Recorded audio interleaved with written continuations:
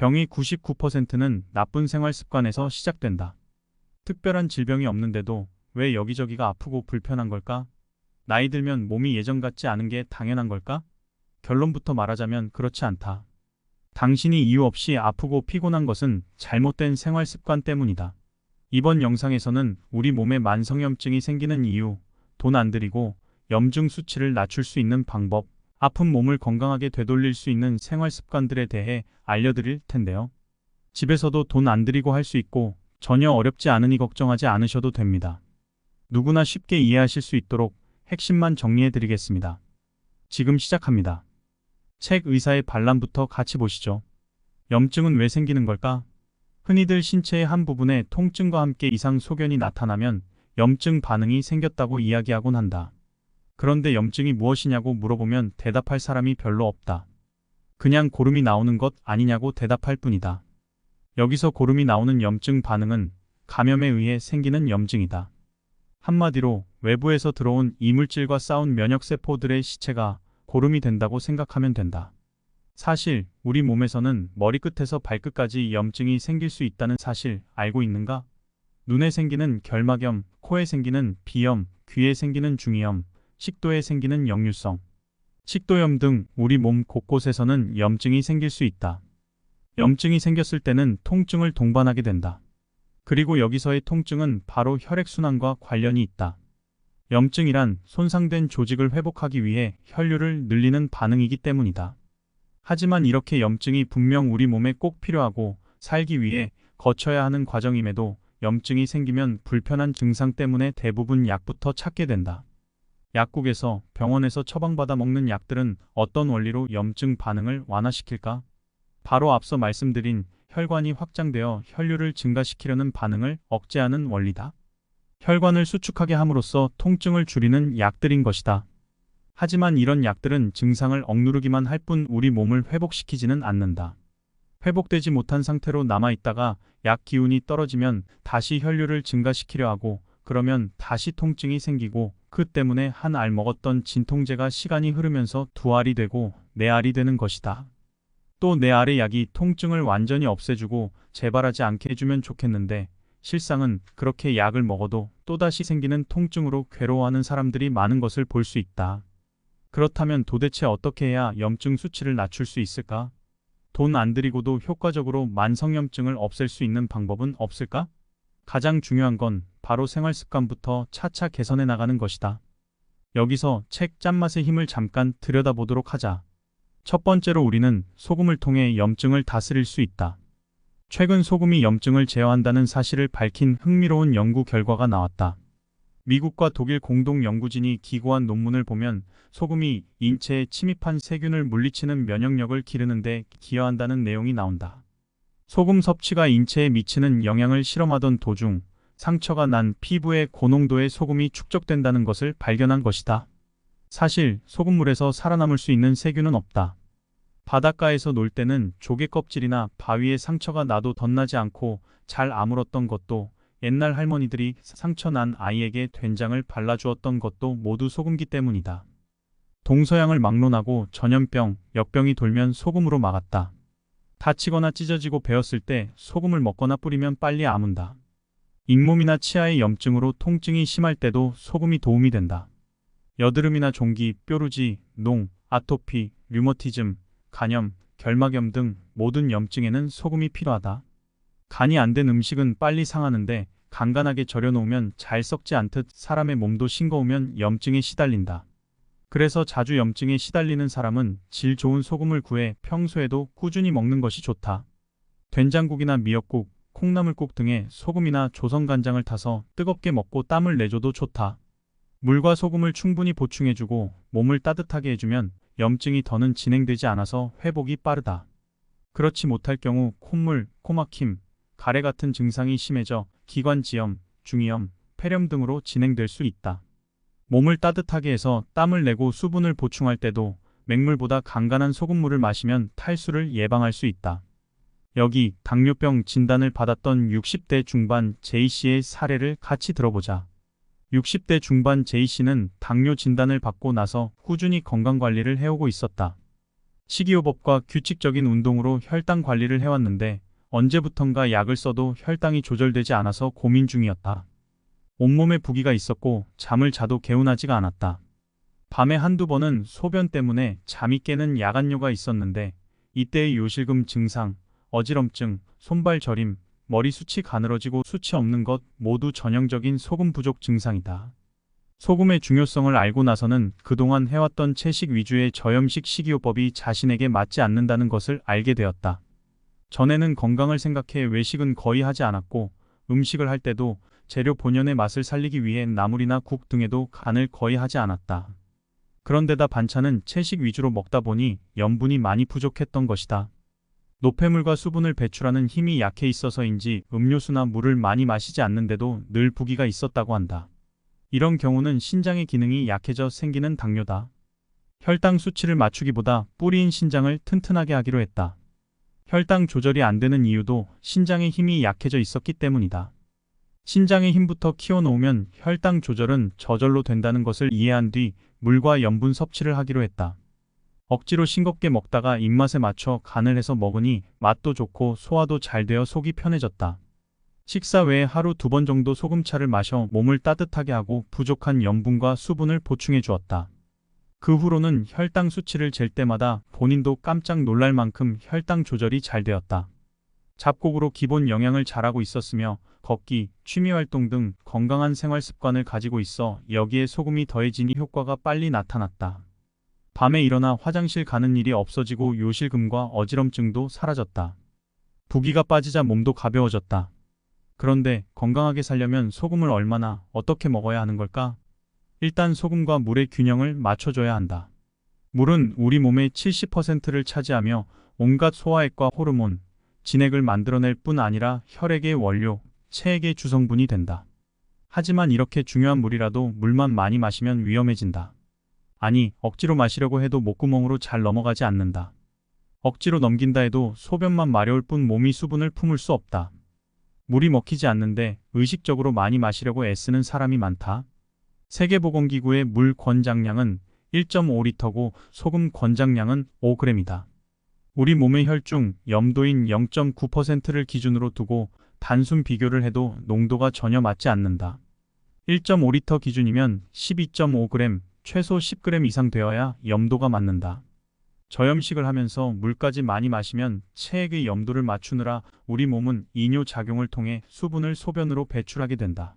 물을 많이 마셨더니 화장실만 자주 가더라는 상황이 되는 것이다. 물과 소금이 부족한 상태에서 커피, 녹차, 음료 등을 많이 마셔도 이뇨가 심해진다. 이런 경우 물을 아무리 많이 마신다고 해도 몸에서 보유할 수 없어 오히려 만성 탈수 상태가 될 수 있다. 실제로 2002년 보스턴 마라톤 대회에 출전했던 선수가 저나트륨 혈증으로 사망한 일이 있는데 이 사건이 있은 뒤 주최 측은 음수대 공급 간격을 더 늘려 물 섭취를 줄이도록 했다. 2007년에는 미국 캘리포니아에서 한 여성이 물 마시고 소변 참기라는 엽기적인 게임에 출전했다가 사망한 사례도 있다. 그 여성은 3시간 동안 화장실에 가지 않고 15분마다 제공되는 물을 마셨는데 게임이 끝난 직후 쓰러져 사망했다. 이처럼 염분 없는 물 섭취는 아주 위험하고 운동 중 과도한 수분 섭취는 수독증, 저나트륨 혈증을 불러온다. 체액의 나트륨 농도가 낮아지면 심장이 뛰도록 신경 전달을 하지 못한다. 체액 속 전해질 불균형으로 심장 부정맥이 생기는 등 위태로운 순간을 맞게 된다. 정신이 혼미하고 무기력해지더니 근육 경련이나 발작, 마비가 오고 혼수 상태에 빠졌다가 사망에 이를 만큼 치명적인 결과를 불러올 수도 있다. 평소 당기지 않는데도 건강이나 미용을 위해 물이나 차를 억지로 마시면 몸에서 소화액이 묽어지고 몸이 냉해지고 무거워진다. 저염식을 하면서 물을 지나치게 많이 먹는 것도 문제가 될 수 있고 침으로 소금을 녹여 먹으면서 물 섭취를 제한하고 소금만 먹는 것도 위험해질 수 있다. 물과 소금은 서로 떼어놓고 생각할 수가 없다. 둘의 균형이 맞아야 제 역할을 할 수 있기 때문이다. 여기서 잠깐. 소금을 먹을 때 특히 주의해야 할 분들이 있으니 지금부터는 더 집중해서 들어주시기 바란다. 첫째, 몸이 냉한 경우다. 몸이 냉한 사람은 수분 흡수가 잘 안 되는데 차갑고 단단한 땅에 물을 부으면 겉돌고 스며들지 못하는 것과 같다. 짜게 먹으면 흡수가 되지 않아서 겉돌고 붓는 느낌이 난다. 열이 나지 않으니 땀을 흘리지 않고 목마름도 거의 느끼지 못한다. 그렇다고 소금과 물을 먹지 않으면 점점 더 굳어 심각한 상황에 이르게 된다. 이때는 냉기를 빼가면서 소금과 물을 먹어야 제대로 흡수할 수 있다. 매일 배에 곡식 찜질을 하거나 족탕, 반신욕을 하고 낮 시간에 햇빛을 보면서 30분 이상 꾸준히 걷는다. 처음에는 된장이나 조선간장을 타서 따뜻한 국물을 먹거나 소금차로 먹는 것이 좋다. 장아찌, 치즈 등 소금 발효식품을 잘 활용한다. 이른 오전부터 소금을 먹거나 차가운 생수에 타서 소금물 형태로 먹으면 몸이 식으면서 부작용이 심해진다. 그러므로 오후 이후 간간하고 먹기 좋은 농도의 소금차를 먹는 것이 좋다. 둘째, 위장이 약한 경우다. 짜게 먹거나 소금을 먹고 나면 앞이마가 띵하고 몸이 축 늘어지며 입에 침이 고이면서 구토가 나오는 사람이 있다. 위장이 약한 사람은 위장이 너무 풀려 연동 운동을 못하고 무기력한 상태여서 몸이 무겁고 만사가 귀찮고 행동도 느려진다. 이때 소금이 들어가면 반발 작용이 나타난다. 속이 싸하면서 위로 또는 아래로 쏟아낼 수 있다. 이때는 소금을 먹기 전에 단맛이 나는 꿀이나 설탕, 사탕 등으로 위장을 보호해야 한다. 약해진 위장과 위 경락이 지나가는 무릎을 단단하게 해놓으면 굳은 기운을 풀기 위한 연한 소금의 기운을 잘 흡수할 수 있다. 셋째, 건강염려증이 있거나 신경이 예민한 경우다. 불안하고 초조해하며 신경이 예민하고 마음이 쉽사리 안정되지 않는 분들이 있다. 어떤 일을 떠올렸을 때 걱정부터 앞선다면 조절력, 생명력이 약해진 상태다. 평소 건강염려증도 심하고 새로운 것을 시도할 때 예민한 반응을 보인다. 심신이 안정되지 않아서 근심과 걱정이 많다 보니 무언가를 받아들이고 흡수하는 힘이 떨어진다. 어깨가 무겁고 손에 이상이 있고 여기저기 저린 증상도 심하다. 이런 경우 소금을 먹으면 손발, 특히 손이 부을 수 있다. 곡식으로는 조, 옥수수, 녹두가 좋고 콩나물, 감자, 우엉, 양상추 등 담백하고 생내 나는 것과 떫은 맛 나는 것으로 영양하면 좋다. 어깨 운동, 손 운동으로 심포와 삼초 기운을 강화해주고 걷기로 몸의 열을 만들어주면 물과 소금이 잘 흡수된다. 소금으로 만성염증을 사라지게 만들 수 있다는 건 알겠는데 다른 방법으로 염증 수치를 낮출 순 없을까? 걷기나 등산도 물론 좋지만 오늘은 운동하기 힘들거나 운동할 시간이 없는 분들을 위해 몇 가지 사실을 알려드리겠다. 책 의사의 반란 저자인 신우섭 원장이 가장 많이 받는 질문 중 하나가 운동에 대한 것이라고 한다. 바로 어느 정도 운동해야 좋은지 묻는 것이다. 그러나 진료실을 찾는 분들은 운동을 안 해서라기보다는 잘못된 식생활을 하고 있기 때문에 질병이 생긴 사람들이 대부분이다. 잘못된 식생활을 하다 보니 혈액순환을 시킬 힘도 없어 가까스로 걸어다니는데 무슨 힘으로 운동까지 할 수 있을까? 힘이 없으니 힘을 만들기 위해 헬스장에라도 다니고 싶은 마음이야 충분히 이해되지만 입맛을 바꾸지 않고 계속 그런 상태로 운동을 시작하겠다고 헬스장에 가서 등록하고 나면 10중 8구 3, 4일 만에 그만두게 된다. 또 어떤 분들은 운동을 통해 살을 뺐다고 말한다. 물론 운동을 통해 체중 조절을 할 수 있다. 그런데 이런 분들의 경우 체중이 늘어난 것이 운동을 안 했기 때문만은 아닐 것이다. 바로 먹는 습관이 잘못되어 생긴 현상임에도 불구하고 운동하면 체중 조절도 되고 건강해질 것이라고 믿는 것이다. 특히 젊었을 때 운동을 즐겨 했거나 운동선수였던 분들에게서 많이 나타나는 현상이다. 하지만 실상은 어떻던가? 운동을 평생 업으로 삼고 살았던 운동선수들이 건강한 노후를 보낼 확률은 적다. 실제로도 직업별 수명을 보면 운동선수들이 그토록 운동을 많이 하고 살았음에도 수명이 짧게 나오는 보고서가 있다. 더욱이 젊은 운동선수들 중에서 갑자기 운명을 달리하는 경우가 있는데 대부분 뇌졸중이나 심근경색 등의 혈관 질환으로 밝혀지고 있다. 즉 아무리 운동을 열심히 해도 먹는 음식이 잘못되면 혈관 내에 노폐물이 쌓이고 이로 인해 일찍 사망할 수 있다. 얼마 전 병원에 내원한 한 궤양성 대장염 환자는 같은 질병을 가진 대부분의 환자와 마찬가지로 마른 체형이었다. 그 대장염 환자는 자전거 동호회에서 열심히 활동하고 있고 가끔 산악자 전거도 즐긴다는 이야기를 듣고 근육이 많을 수도 있지 않을까 기대했다. 하지만 체성분을 분석한 결과 그 마른 몸에서 역시 지방이 더 많은 비중을 차지하고 있었다. 알고 보니 그분은 초콜릿과 사탕, 음료수를 틈틈이 섭취하고 있었는데 결국 이런 식습관이 근육보다는 체지방을 만들어내면서 장을 망가뜨려 몸의 균형을 깨뜨렸던 것이다. 우리 몸은 일상생활에서도 항상 근육을 움직이기 때문에 특별히 많은 운동을 하지 않아도 근력을 유지해 나갈 수 있다. 몸에 무리가 올 정도로 과격하게 또한 끊임없이 운동해서 건강을 유지하려는 노력은 나이가 들면서 한계에 부딪힌다. 이런 경우는 당뇨 환자들을 보면 알 수 있다. 당뇨 환자들의 경우 먹고 싶은 것을 맘껏 먹고 운동으로 혈당을 조절하면 된다고 생각하는 분들이 있다. 하지만 이런 방법을 써보아도 점차 시간이 지나면서 당 수치를 조절하는 일이 어려워 약의 용량이 늘어나고 하루에 한 번 먹던 약을 아침 저녁으로 먹어야 하는 경우가 너무도 흔하다. 나중에는 인슐린을 주사해야 하는 상황에 이르기도 한다. 그리고 운동이 건강을 유지하는 근본적인 해결 방법이 될 수 없는 이유는 우리가 50대에 할 수 있는 운동의 강도와 시간을 70대나 80대에도 똑같이 할 수 없기 때문이다. 나이 들면서 젊었을 때와 동일한 양의 운동을 한다는 것은 거의 불가능하다. 그리고 어쩌다 불시에 다치거나 다른 질병으로 운동을 못하는 상황이 되면 당뇨 환자의 경우 당 수치가 급격히 올라 어쩌지 못하는 경우를 보게 된다. 따라서 운동보다 건강을 위해 먼저 해결해야 할 일은 바로 먹는 것, 즉 입맛을 올바른 방향으로 길들이는 것이 중요하다. 세 번째로 과일 섭취를 줄이는 것도 염증 수치를 낮추는 데 도움이 된다.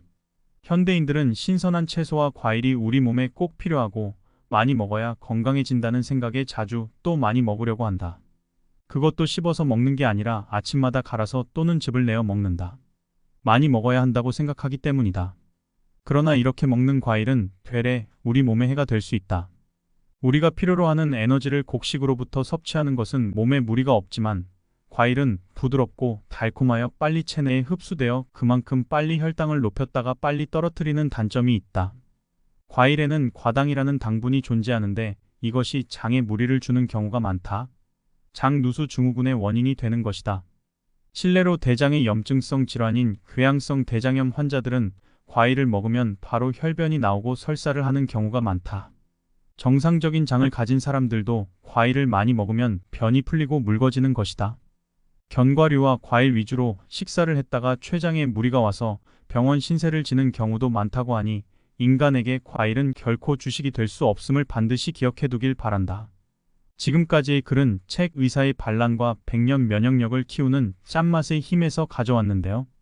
요새 주변을 보면 원인 모를 만성염증과 질환으로 고생하시는 분들이 참 많습니다. 사실 이렇게 오늘 구독자 여러분께 만성염증에 대해 말씀드리고 책을 소개하게 된 건 저희 어머니 영향이 큰데요. 어머니께서 몇 주 전 건강검진을 받으셨는데 염증 수치가 상당히 높게 나오셨더라고요. 평소에 항상 피곤해하시고 몸이 부어 있으셨는데 이 증상들의 원인이 만성염증 때문인 걸 제가 뒤늦게 알게 된 거죠. 나이 들면 안 아픈 구석이 없다고 항상 말씀하셨는데 정말 건강검진 결과를 보니 어머니를 볼 때마다 가슴이 참 아팠습니다. 그래서 저희 구독자분들 생각도 많이 나서 이렇게 만성염증 책을 소개드리게 되었네요. 시간 관계상 책의 내용을 전부 소개해드리진 못했는데요. 오늘 소개드린 의사의 반란과 짠맛의 힘 책 내용들이 저도 직접 읽어보니 너무 좋더라고요. 여러분도 한번 종이책으로 구매해 읽어보시는 것도 나쁘지 않을 것 같습니다. 병의 99%는 나쁜 생활 습관에서 시작된다. 특별한 질병이 없는데도 왜 여기저기가 아프고 불편한 걸까? 나이 들면 몸이 예전 같지 않은 게 당연한 걸까? 결론부터 말하자면 그렇지 않다. 당신이 이유 없이 아프고 피곤한 것은 잘못된 생활 습관 때문이다. 이번 영상에서는 우리 몸에 만성염증이 생기는 이유, 돈 안 들이고 염증 수치를 낮출 수 있는 방법, 아픈 몸을 건강하게 되돌릴 수 있는 생활 습관들에 대해 알려드릴 텐데요. 집에서도 돈 안 들이고 할 수 있고 전혀 어렵지 않으니 걱정하지 않으셔도 됩니다. 누구나 쉽게 이해하실 수 있도록 핵심만 정리해 드리겠습니다. 지금 시작합니다. 책 의사의 반란부터 같이 보시죠. 염증은 왜 생기는 걸까? 흔히들 신체의 한 부분에 통증과 함께 이상 소견이 나타나면 염증 반응이 생겼다고 이야기하곤 한다. 그런데 염증이 무엇이냐고 물어보면 대답할 사람이 별로 없다. 그냥 고름이 나오는 것 아니냐고 대답할 뿐이다.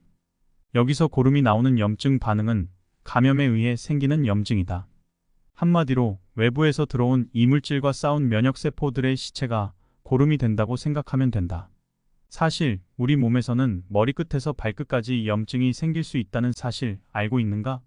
눈에 생기는 결막염, 코에 생기는 비염, 귀에 생기는 중이염, 식도에 생기는 역류성, 식도염 등 우리 몸 곳곳에서는 염증이 생길 수 있다. 염증이 생겼을 때는 통증을 동반하게 된다. 그리고 여기서의 통증은 바로 혈액순환과 관련이 있다. 염증이란 손상된 조직을 회복하기 위해 혈류를 늘리는 반응이기 때문이다. 하지만 이렇게 염증이 분명 우리 몸에 꼭 필요하고 살기 위해 거쳐야 하는 과정임에도 염증이 생기면 불편한 증상 때문에 대부분 약부터 찾게 된다. 약국에서, 병원에서 처방받아 먹는 약들은 어떤 원리로 염증 반응을 완화시킬까? 바로 앞서 말씀드린 혈관이 확장되어 혈류를 증가시키려는 반응을 억제하는 원리다. 혈관을 수축하게 함으로써 통증을 줄이는 약들인 것이다. 하지만 이런 약들은 증상을 억누르기만 할 뿐 우리 몸을 회복시키지는 않는다.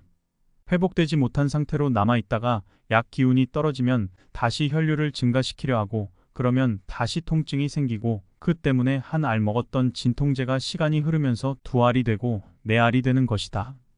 또 네 알의 약이 통증을 완전히 없애주고 재발하지 않게 해주면 좋겠는데 실상은 그렇게 약을 먹어도 또다시 생기는 통증으로 괴로워하는 사람들이 많은 것을 볼 수 있다. 그렇다면 도대체 어떻게 해야 염증 수치를 낮출 수 있을까?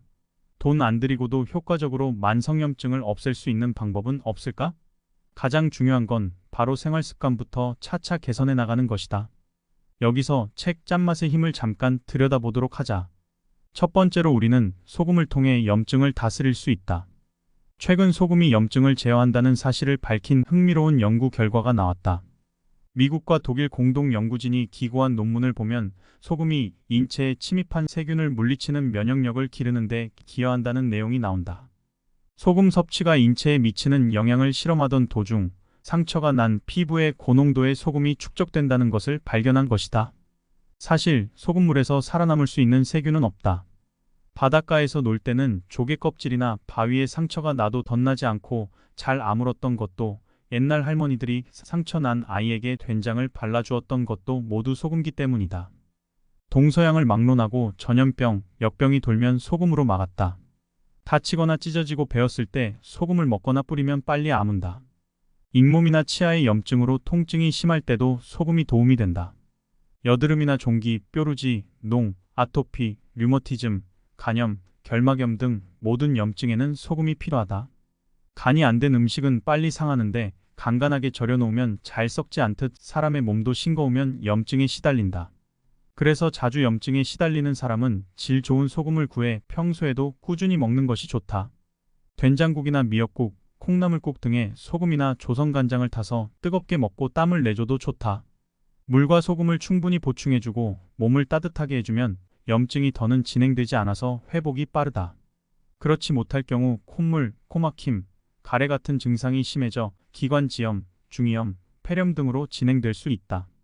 몸을 따뜻하게 해서 땀을 내고 수분을 보충할 때도 맹물보다 간간한 소금물을 마시면 탈수를 예방할 수 있다. 여기 당뇨병 진단을 받았던 60대 중반 J씨의 사례를 같이 들어보자. 60대 중반 J씨는 당뇨 진단을 받고 나서 꾸준히 건강관리를 해오고 있었다. 식이요법과 규칙적인 운동으로 혈당 관리를 해왔는데 언제부턴가 약을 써도 혈당이 조절되지 않아서 고민 중이었다. 온몸에 부기가 있었고 잠을 자도 개운하지가 않았다. 밤에 한두 번은 소변 때문에 잠이 깨는 야간뇨가 있었는데 이때의 요실금 증상, 어지럼증, 손발 저림, 머리 숱이 가늘어지고 숱이 없는 것 모두 전형적인 소금 부족 증상이다. 소금의 중요성을 알고 나서는 그동안 해왔던 채식 위주의 저염식 식이요법이 자신에게 맞지 않는다는 것을 알게 되었다. 전에는 건강을 생각해 외식은 거의 하지 않았고 음식을 할 때도 재료 본연의 맛을 살리기 위해 나물이나 국 등에도 간을 거의 하지 않았다. 그런데다 반찬은 채식 위주로 먹다 보니 염분이 많이 부족했던 것이다.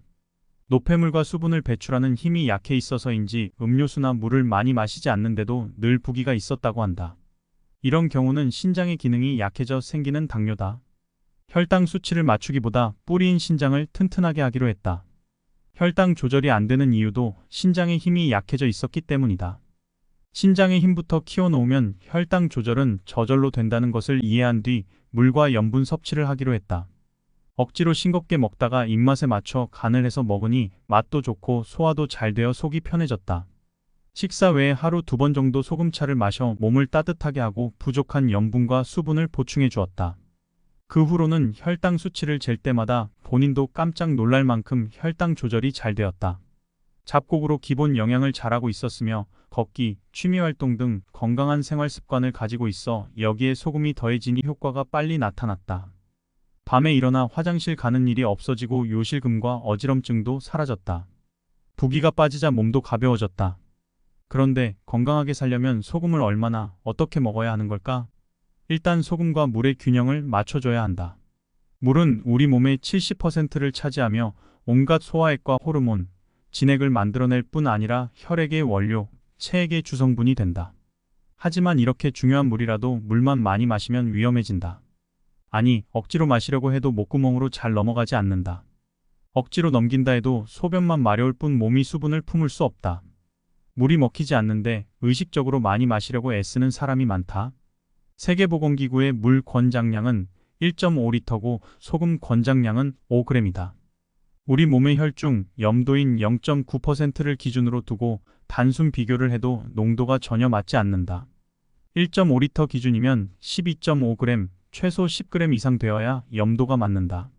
저염식을 하면서 물까지 많이 마시면 체액의 염도를 맞추느라 우리 몸은 이뇨작용을 통해 수분을 소변으로 배출하게 된다. 물을 많이 마셨더니 화장실만 자주 가더라는 상황이 되는 것이다. 물과 소금이 부족한 상태에서 커피, 녹차, 음료 등을 많이 마셔도 이뇨가 심해진다. 이런 경우 물을 아무리 많이 마신다고 해도 몸에서 보유할 수 없어 오히려 만성 탈수 상태가 될 수 있다. 실제로 2002년 보스턴 마라톤 대회에 출전했던 선수가 저나트륨 혈증으로 사망한 일이 있는데 이 사건이 있은 뒤 주최 측은 음수대 공급 간격을 더 늘려 물 섭취를 줄이도록 했다. 2007년에는 미국 캘리포니아에서 한 여성이 물 마시고 소변 참기라는 엽기적인 게임에 출전했다가 사망한 사례도 있다. 그 여성은 3시간 동안 화장실에 가지 않고 15분마다 제공되는 물을 마셨는데 게임이 끝난 직후 쓰러져 사망했다. 이처럼 염분 없는 물 섭취는 아주 위험하고 운동 중 과도한 수분 섭취는 수독증, 저나트륨 혈증을 불러온다. 체액의 나트륨 농도가 낮아지면 심장이 뛰도록 신경 전달을 하지 못한다. 체액 속 전해질 불균형으로 심장 부정맥이 생기는 등 위태로운 순간을 맞게 된다. 정신이 혼미하고 무기력해지더니 근육 경련이나 발작, 마비가 오고 혼수 상태에 빠졌다가 사망에 이를 만큼 치명적인 결과를 불러올 수도 있다. 평소 당기지 않는데도 건강이나 미용을 위해 물이나 차를 억지로 마시면 몸에서 소화액이 묽어지고 몸이 냉해지고 무거워진다. 저염식을 하면서 물을 지나치게 많이 먹는 것도 문제가 될 수 있고 침으로 소금을 녹여 먹으면서 물 섭취를 제한하고 소금만 먹는 것도 위험해질 수 있다. 물과 소금은 서로 떼어놓고 생각할 수가 없다. 둘의 균형이 맞아야 제 역할을 할 수 있기 때문이다. 여기서 잠깐, 소금을 먹을 때 특히 주의해야 할 분들이 있으니 지금부터는 더 집중해서 들어주시기 바란다. 첫째, 몸이 냉한 경우다. 몸이 냉한 사람은 수분 흡수가 잘 안 되는데 차갑고 단단한 땅에 물을 부으면 겉돌고 스며들지 못하는 것과 같다. 짜게 먹으면 흡수가 되지 않아서 겉돌고 붓는 느낌이 난다. 열이 나지 않으니 땀을 흘리지 않고 목마름도 거의 느끼지 못한다. 그렇다고 소금과 물을 먹지 않으면 점점 더 굳어 심각한 상황에 이르게 된다. 이때는 냉기를 빼가면서 소금과 물을 먹어야 제대로 흡수할 수 있다. 매일 배에 곡식 찜질을 하거나 족탕, 반신욕을 하고 낮 시간에 햇빛을 보면서 30분 이상 꾸준히 걷는다. 처음에는 된장이나 조선간장을 타서 따뜻한 국물을 먹거나 소금차로 먹는 것이 좋다. 장아찌, 치즈 등 소금 발효식품을 잘 활용한다. 이른 오전부터 소금을 먹거나 차가운 생수에 타서 소금물 형태로 먹으면 몸이 식으면서 부작용이 심해진다. 그러므로 오후 이후 간간하고 먹기 좋은 농도의 소금차를 먹는 것이 좋다. 둘째, 위장이 약한 경우다. 짜게 먹거나 소금을 먹고 나면 앞이마가 띵하고 몸이 축 늘어지며 입에 침이 고이면서 구토가 나오는 사람이 있다. 위장이 약한 사람은 위장이 너무 풀려 연동 운동을 못하고 무기력한 상태여서 몸이 무겁고 만사가 귀찮고 행동도 느려진다. 이때 소금이 들어가면 반발 작용이 나타난다. 속이 싸하면서 위로 또는 아래로 쏟아낼 수 있다. 이때는 소금을 먹기 전에 단맛이 나는 꿀이나 설탕, 사탕 등으로 위장을 보호해야 한다. 약해진 위장과 위 경락이 지나가는 무릎을 단단하게 해놓으면 굳은 기운을 풀기 위한 연한 소금의 기운을 잘 흡수할 수 있다. 셋째, 건강염려증이 있거나 신경이 예민한 경우다. 불안하고 초조해하며 신경이 예민하고 마음이 쉽사리 안정되지 않는 분들이 있다. 어떤 일을 떠올렸을 때 걱정부터 앞선다면 조절력, 생명력이 약해진 상태다. 평소 건강 염려증도 심하고 새로운 것을 시도할 때 예민한 반응을 보인다. 심신이 안정되지 않아서 근심과 걱정이 많다 보니 무언가를 받아들이고 흡수하는 힘이 떨어진다. 어깨가 무겁고 손에 이상이 있고 여기저기 저린 증상도 심하다. 이런 경우 소금을 먹으면 손발, 특히 손이 부을 수 있다. 곡식으로는 조, 옥수수, 녹두가 좋고 콩나물, 감자, 우엉, 양상추 등 담백하고 생내 나는 것과 떫은 맛 나는 것으로 영양하면 좋다. 어깨 운동, 손 운동으로 심포와 삼초 기운을 강화해주고 걷기로 몸에 열을 만들어주면 물과 소금이 잘 흡수된다. 소금으로 만성염증을 사라지게 만들 수 있다는 건 알겠는데 다른 방법으로 염증 수치를 낮출 순 없을까? 걷기나 등산도 물론 좋지만 오늘은 운동하기 힘들거나 운동할 시간이 없는 분들을 위해 몇 가지 사실을 알려드리겠다. 책 의사의 반란 저자인 신우섭 원장이 가장 많이 받는 질문 중 하나가 운동에 대한 것이라고 한다. 바로 어느 정도 운동해야 좋은지 묻는 것이다. 그러나 진료실을 찾는 분들은 운동을 안 해서라기보다는 잘못된 식생활을 하고 있기 때문에 질병이 생긴 사람들이 대부분이다. 잘못된 식생활을 하다 보니 혈액순환을 시킬 힘도 없어 가까스로 걸어다니는데 무슨 힘으로 운동까지 할 수 있을까? 힘이 없으니 힘을 만들기 위해 헬스장에라도 다니고 싶은 마음이야 충분히 이해되지만 입맛을 바꾸지 않고 계속 그런 상태로 운동을 시작하겠다고 헬스장에 가서 등록하고 나면 10중 8구 3, 4일 만에 그만두게 된다. 또 어떤 분들은 운동을 통해 살을 뺐다고 말한다. 물론 운동을 통해 체중 조절을 할 수 있다. 그런데 이런 분들의 경우 체중이 늘어난 것이 운동을 안 했기 때문만은 아닐 것이다. 바로 먹는 습관이 잘못되어 생긴 현상임에도 불구하고 운동하면 체중 조절도 되고 건강해질 것이라고 믿는 것이다. 특히 젊었을 때 운동을 즐겨 했거나 운동선수였던 분들에게서 많이 나타나는 현상이다. 하지만 실상은 어떻던가? 운동을 평생 업으로 삼고 살았던 운동선수들이 건강한 노후를 보낼 확률은 적다. 실제로도 직업별 수명을 보면 운동선수들이 그토록 운동을 많이 하고 살았음에도 수명이 짧게 나오는 보고서가 있다. 더욱이 젊은 운동선수들 중에서 갑자기 운명을 달리하는 경우가 있는데 대부분 뇌졸중이나 심근경색 등의 혈관 질환으로 밝혀지고 있다. 즉 아무리 운동을 열심히 해도 먹는 음식이 잘못되면 혈관 내에 노폐물이 쌓이고 이로 인해 일찍 사망할 수 있다. 얼마 전 병원에 내원한 한 궤양성 대장염 환자는 같은 질병을 가진 대부분의 환자와 마찬가지로 마른 체형이었다. 그 대장염 환자는 자전거 동호회에서 열심히 활동하고 있고 가끔 산악자 전거도 즐긴다는 이야기를 듣고 근육이 많을 수도 있지 않을까 기대했다. 하지만 체성분을 분석한 결과 그 마른 몸에서 역시 지방이 더 많은 비중을 차지하고 있었다. 알고 보니 그분은 초콜릿과 사탕, 음료수를 틈틈이 섭취하고 있었는데 결국 이런 식습관이 근육보다는 체지방을 만들어내면서 장을 망가뜨려 몸의 균형을 깨뜨렸던 것이다. 우리 몸은 일상생활에서도 항상 근육을 움직이기 때문에 특별히 많은 운동을 하지 않아도 근력을 유지해 나갈 수 있다. 몸에 무리가 올 정도로 과격하게 또한 끊임없이 운동해서 건강을 유지하려는 노력은 나이가 들면서 한계에 부딪힌다. 이런 경우는 당뇨 환자들을 보면 알 수 있다. 당뇨 환자들의 경우 먹고 싶은 것을 맘껏 먹고 운동으로 혈당을 조절하면 된다고 생각하는 분들이 있다. 하지만 이런 방법을 써보아도 점차 시간이 지나면서 당 수치를 조절하는 일이 어려워 약의 용량이 늘어나고 하루에 한 번 먹던 약을 아침 저녁으로 먹어야 하는 경우가 너무도 흔하다. 나중에는 인슐린을 주사해야 하는 상황에 이르기도 한다. 그리고 운동이 건강을 유지하는 근본적인 해결 방법이 될 수 없는 이유는 우리가 50대에 할 수 있는 운동의 강도와 시간을 70대나 80대에도 똑같이 할 수 없기 때문이다. 나이 들면서 젊었을 때와 동일한 양의 운동을 한다는 것은 거의 불가능하다. 그리고 어쩌다 불시에 다치거나 다른 질병으로 운동을 못하는 상황이 되면 당뇨 환자의 경우 당 수치가 급격히 올라 어쩌지 못하는 경우를 보게 된다. 따라서 운동보다 건강을 위해 먼저 해결해야 할 일은 바로 먹는 것, 즉 입맛을 올바른 방향으로 길들이는 것이 중요하다. 세 번째로 과일 섭취를 줄이는 것도 염증 수치를 낮추는 데 도움이 된다.